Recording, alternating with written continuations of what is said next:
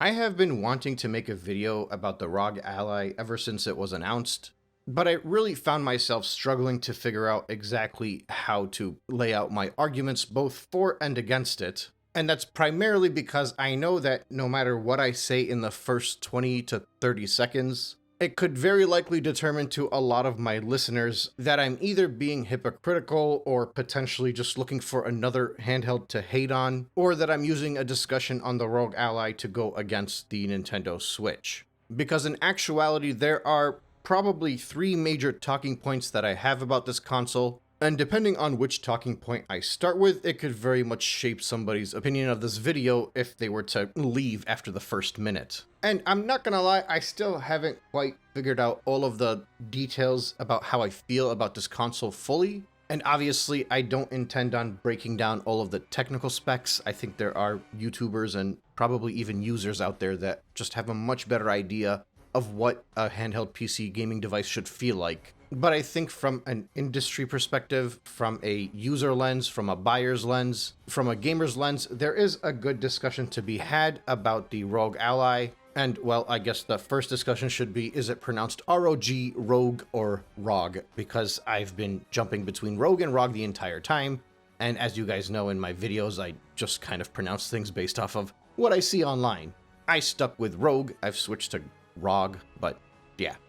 Anyway, so first things first, I think the biggest thing that stuck out to me when I first saw this handheld was a slight bit of disappointment. Don't worry, by the end of this thing I'll be praising this ROG Ally, so you don't need to click away if you like it. I'm not exactly sure what I expected from a handheld Xbox device, but there was this feeling of like, geez, just another expensive handheld.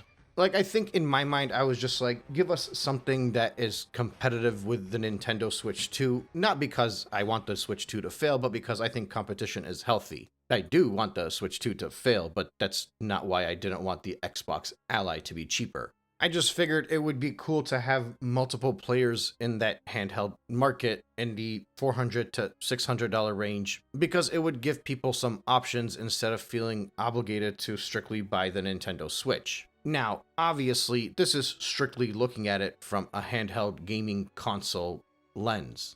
And I think before the ROG Ally was announced, in my mind, I was thinking Xbox was making a proper handheld gaming console. But the more I research this thing, the more I realize that I am having very unrealistic expectations for the ROG Ally specifically. And that's because it is not a handheld gaming console, it is a handheld PC. And that's a very important thing to distinguish, because I find a lot of Nintendo fans or Switch 2 defenders or whatever you want to call it will talk about the thousands of dollars that people will spend on their personal PC setups or their laptops or their phones and scoff at the fact that somebody could think that the Nintendo Switch 2 is overpriced. And the issue is, I don't know at what point in time people started comparing the Nintendo Switch to a phone, to a PC. When you're comparing the price of a multi-purpose device to your own handheld gaming console, it's a very pointless comparison. So, for example, I mentioned that I would be willing to spend a lot of money on a PC setup in my house. But the logic for that is I need a high-end PC because I would like to stream and edit videos and play high-end games to make content for my channel. And similarly speaking, other people will have their own priorities that they would like to set up their gaming PCs for. Even if that priority ends up being gaming, the quality you get out of the money you spend is usually fairly proportional.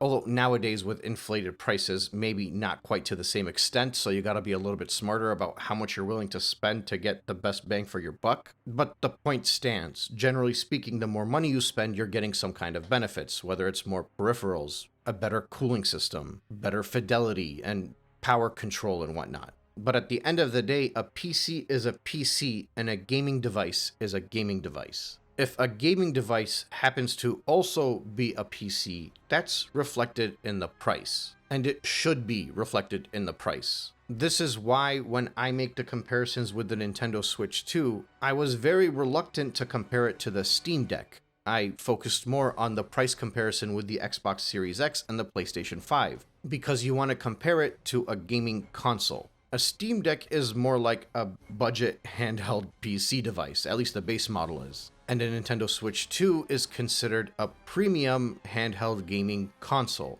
and their price points match for that reason. This is the best of one category with the lower end version of another category, and that's where they align. And there's a reason they align for that. It's because, again, you're comparing a gaming console to a PC. Now, from my understanding, the Steam Deck is set up in a way where you could almost make it feel like it is not a PC, so that way it becomes more seamless for console users to jump into it, but it is still a PC at the end of the day. Which is why, from the angle of the price for the Xbox ROG Ally, if you view it for what it is, a seemingly high-end handheld PC that will be optimized for gaming, the price all of a sudden doesn't seem as absurd. Now, in general, tech is overpriced. That's not the point. The point is, calling this thing an Xbox ROG Ally, I feel is disingenuous. Because being an Xbox implies something entirely different than being a PC.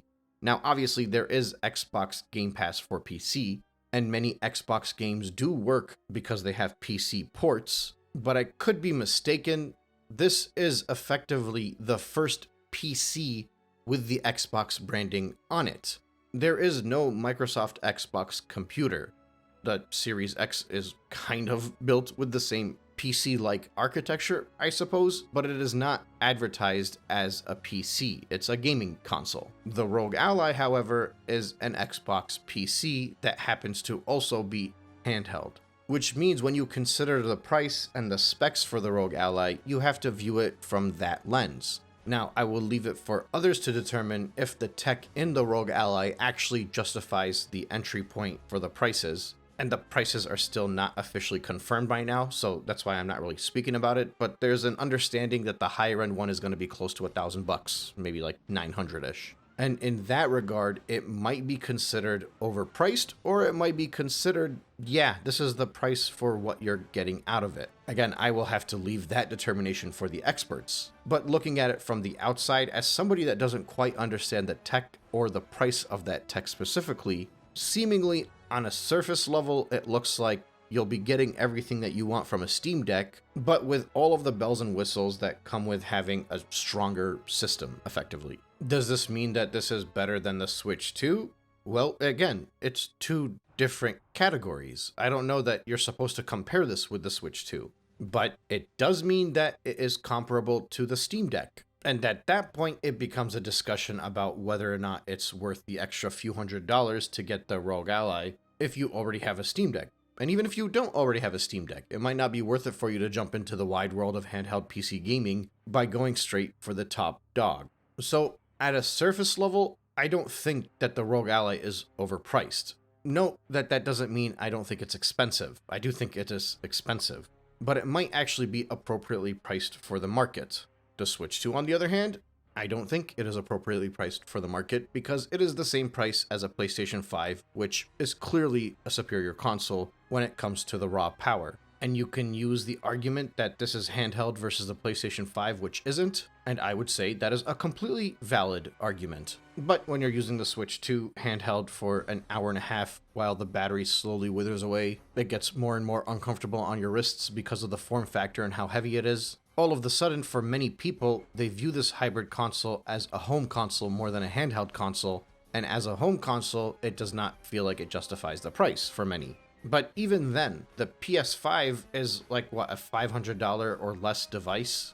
PCs get significantly more expensive than that for a reason. They are a very different multi-purpose unit. The gaming is only one piece of the pie. Now, when it comes to the ROG Ally, I mentioned earlier that I felt it was disingenuous to call it something that's branded by Xbox. There are many implications when you call something an Xbox, and the biggest one of them all is that it can play your Xbox games. Now, you'd be able to stream your Xbox games, but if you're somebody with a massive Xbox home console library, you won't necessarily be able to play all of those games unless they already have PC ports. Now, obviously, if this was going to be a true handheld Xbox device that could play Xbox games, you're essentially looking at a handheld Xbox Series X or an Xbox One. And maybe that's what people expected Xbox would be building with the rumored Xbox handheld that was eventually canceled prior to Microsoft seemingly settling on the ROG Ally, at least for now. But that's basically my biggest issue with this whole thing, is that you're calling something an Xbox when it is not what we know as an Xbox. It is not a handheld Xbox gaming device. It is a PC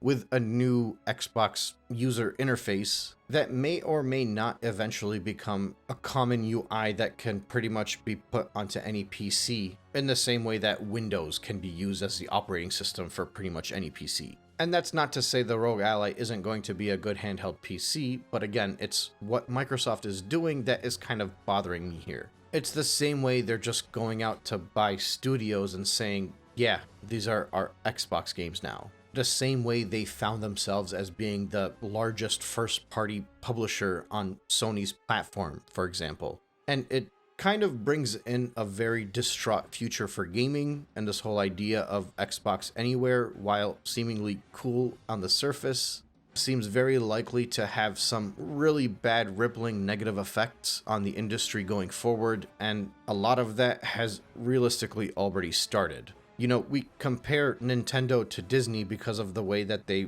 protect their IP and weaponize nostalgia, but Nintendo is not going out spending billions of dollars buying every other developer for billions upon billions of dollars, ensuring that every game has the Xbox branding on it if they could, completely monopolizing the entirety of the gaming world, which can and realistically will inevitably be a detriment to the gaming society. In that regard, Xbox is much more similar to Disney than Nintendo is. With every studio that Xbox buys, there's a whole level of unknown that goes into it because you genuinely have no idea what this is going to mean for potentially your favorite franchise. And it makes the entirety of the industry very worrisome. So as far as the ROG Ally is concerned, I think it more realistically should be considered an Asus handheld PC rather than an Xbox handheld PC, because that's effectively what it is. Xbox is just throwing their money on somebody else's work for what is in their mind the good publicity. And since Microsoft is so freaking wealthy, they can do that. They can charge whatever they want to charge on anything and throw their cash at anybody, because at the end of the day, even if every single Xbox project fails and doesn't make a penny and ends up costing Microsoft more than some studios will make in a lifetime, it won't even put a dent into what Microsoft is. So they're just gonna keep finding other people's work and throwing their name on there just to cover their bases and make sure the Xbox brand is always there for whatever someone succeeds in. I remember during the early days of xCloud when everybody started streaming games on their phone, and it was just a phenomenal breakthrough that you could get Game Pass and stream it on anything effectively. I was told there was an Xbox controller that could attach directly into my phone. After doing a bunch of research on this controller, it turned out to be the Razer Kishi, and they had made a new model and it had an Xbox button on it. And many people in forums were incorrectly assuming that you had to have the Xbox version of the Razer Kishi if you wanted to play xCloud on your Android device. But no, you could buy the regular Razer Kishi, the one that doesn't have any of the Xbox branding on there. It was going for like a crazy good deal too, because everybody wanted to buy the Xbox version, and they were pretty much identically the exact same controller. The way I feel about Xbox's branding on the ROG Ally is a more exaggerated version of the way I feel about Xbox's branding on the Razer Kishi. It's just Microsoft throwing their money at something that somebody else already made and did a good job on it realistically, which genuinely makes me very concerned for how things look moving forward. So to kind of wrap all of this up, and this is why it was such a confusing video and I didn't know how to address this, but the idea that the ROG Ally is fairly priced is entirely possible. The idea that it is a good handheld gaming PC to jump into if you don't already have a handheld gaming PC and you want something top of the line, well, if experts give it the good reviews, then it's very likely that this is going to be a great jumping in point if you're looking for those highest specs. But what it is as a gaming device, a handheld PC device, is very different than what it represents as Microsoft getting their paws on everything. And that, for me, really sours the taste for the Xbox ROG Ally. But I could also just be very paranoid about this and worried for no reason. I'm just very skeptical about this stuff. We'll have to see how this all plays out over time, however. As always, thank you so much for listening, and I will catch you on the next one.